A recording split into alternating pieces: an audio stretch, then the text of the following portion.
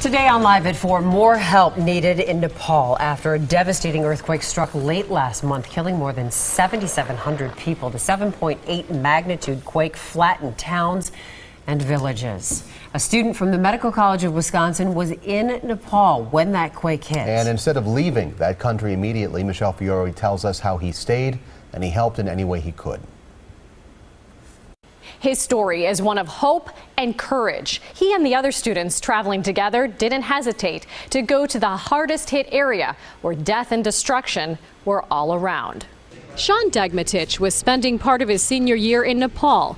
What he encountered was life-changing. I've been through earthquakes in California before, but this was probably one of the larger ones I've sort of felt. Degmatich was about 60 miles outside of Kathmandu. No damage there, but problems did emerge. First, an issue calling home. Because a lot of the cell towers were out, so we had to kind of walk around the town and find the best spot to make all the phone calls. Students wanted to help, but that wasn't easy.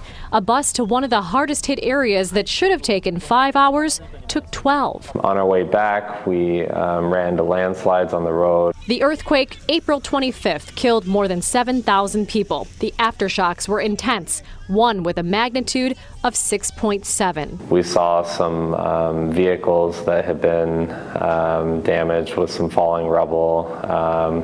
There were walls along the street that had been torn down. Hundreds of thousands fled. Those who stuck around were afraid to be indoors. There were some people sleeping, making tents in the highway medians and outside of their shops. Tents were also set up to help the victims. Just kind of a makeshift tent with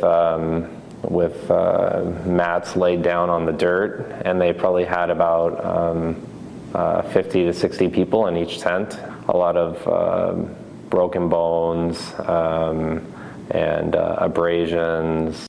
His biggest observation was that they were low on surgical supplies, food, and water. If you'd like to help, you'll find a link to the Medical College of Wisconsin's Nepal Earthquake Fund on our website, today'sTMJ4.com. The World Food Program has expanded its response in Nepal in the wake of that earthquake. However, the agency says more help is still needed. More local